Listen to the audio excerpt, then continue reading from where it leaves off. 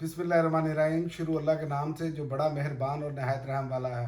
नाज़रीन, आज हम बात करेंगे, एक तो अशूरा का दिन है, शहादत हज़रत इमाम हुसैन रज़ी अल्लाह ताला अन्हा की, और जहाँ पर जो पाकिस्तान में इस हुकूमत ने जुल्म मचाया हुआ है, अंधेर नगरी मचाई हुई है, उस पर बात करते हैं।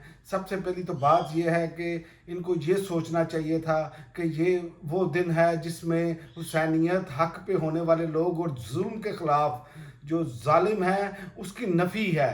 इन दिनों में ये बिल्कुल क्लियर है। वैसे तो पूरा साल ही नफ़ी का है, लेकिन चूंकि ख़ास कर ये एक मामला अब हज़रत इमाम हुसैन और अहले बैत की शहादतें हैं इसमें, तो इसमें भी अगर जुल्म किया जाए तो उसको मुसलमान कैसे तसव्वुर कर लिया जाए। सबसे पहले सोचने वाली बात यह है, एक मुसलमान ये तसव्वुर भी नहीं कर सकता। लेकिन यहाँ पर हमारे 10 मुहर्रम की सुबह आज जो है वो अरकान कौमी असम्बली शहरयार अफरीदी जमशेद दस्ती के घरों पर फसाई हुकूमत की जो है वो पुलिस ने छापे मारे, और लाहौर से पीटीआई के social media activist Ataur Rahman को अगवा करके ले गए।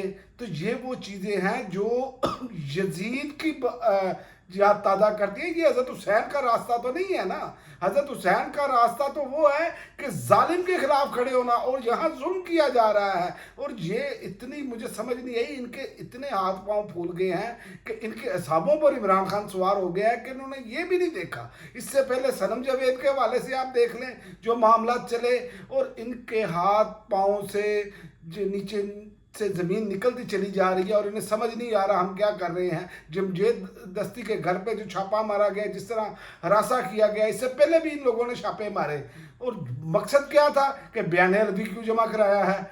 और ये मुझे समझ नहीं आ रही कि बयान हल्फी तो जमा होने थे जब वो नाम ही उनकी टिकट पर जीत कर आए हैं, उन्हीं के कैंडिडेट बनकर वो लड़े हैं। बेशक आपने आज़ाद करार दे दिया था इलेक्शन कमीशन के साथ मिलकर, लेकिन ये तो पूरी दुनिया जानती है ना।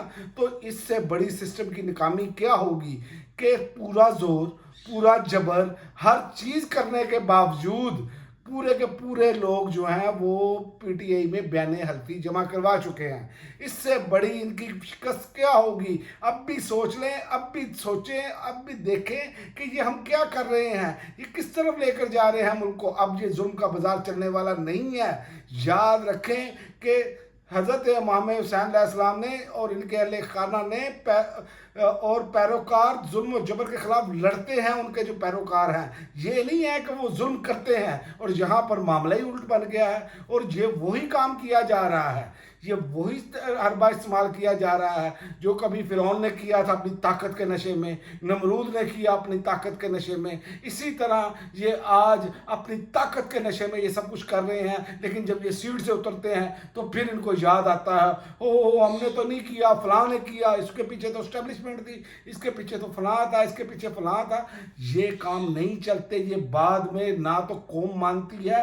अब दुनिया बहुत जदीद हो चुकी है, इंटरनेट की दुनिया है, लोगों के हाथ में मोबाइल है, सोशल मीडिया है, जिसकी वजह से आप इससे अब बच नहीं सकते अपने जुल्म और सितम करके, जो जितना लंबा आप टनेर निकालते हैं। तो ये सूरत हाल आपके सामने है, और इनकी पाँव के नीचे से ज़मीन इस तरह निकल चुकी है। जो पीपल्स पार्टी के जो वज़ीर आला सिंध हैं, उन्होंने कहा पीपल्स पार्टी किसी सियासी जमात पर पाबंदी के हक़ में नहीं है। ठीक है, ये उन्होंने कह दिया है। अब ये देखें ये जाएँ तो जाएँ कहाँ। पीपल्स पार्टी, इन्होंने अपने साथियों को भी एतमाद में नहीं दिया। ये वो सारे मामलात हैं जो इनके सामने हैं। ये जुल्म और जबर तो कर रहे हैं, अब आखिरी ये हरबा इस्तेमाल करने जा रहे हैं एडहाक जजिस लगाने के लिए। ये भी मैं आपको बता दूं, सिस्टम के अंदर से मज़ामत है, हर अदारे के अंदर से एक पाकिस्तान में जो आइन और कानून की बालादस्ती वाला काम है, उसके पीछे कौम खड़ी है, उसके पीछे लोग खड़े हैं, और पाकिस्तान को आगे लेकर जाना चाहते हैं। ये 2 साल में तमाम अदारों में जो लोग बैठे हैं, मुल्क के हर कोने कोने में जो लोग बैठे हैं, वो ये जानते हैं कि 2 साल से ये जुल्म और फसाइयत का दौर देख लिया है। लेकिन कौम आज किस हालत में है कि पेट्रोल पौने 300 रुपये लीटर, जो बिजली का यूनिट है वो 50 रुपये से ऊपर जा चुका है, लोगों का सत्यानाश कर दिया है। और ये भी मैं आपको एक बात बता दूं इसमें चलते चलते कि जो एशियाई तरक्याती बैंक है ना, उसने भी पाकिस्तान में महंगाई की शरह ज़्यादा रहने की जो है वो पेशन गोई कर दी है। تو یہ ان سے معاملات سنبھلنے نہیں ہیں، کیونکہ یہ اپنے اخراجات کنٹرول نہیں کرنا چاہتے، یہ صرف چاہتے ہیں کہ ہم جانے سے پہلے اپنے سیاسی مخالفین کو کچل دیں۔ لیکن یاد رکھیں، انسان کو ختم کیا جا سکتا ہے، اس کے نظریے کو ختم نہیں کیا جا سکتا۔ عمران خان کا نظریہ اس ٹائم لوگوں کے دل میں گھر کر چکا ہے اور شعور کا جن بوتل سے باہر آ چکا ہے۔ آپ جو مرضی کر لیں، چونکہ اب جمعرات سے، کل کے دن سے لے کر اب نیکسٹ فیز تیار ہو رہا ہے، اور اس میں اب یہ مزید شدت آئے گی، لیکن یہ سسٹم اپنی بقا کھو رہا ہے، اب اس کو اپنی بقا کی پڑ گئی ہے۔ اب تک کے لیے ناظرین اتنا ہی، اجازت دیجیے، اللہ حافظ۔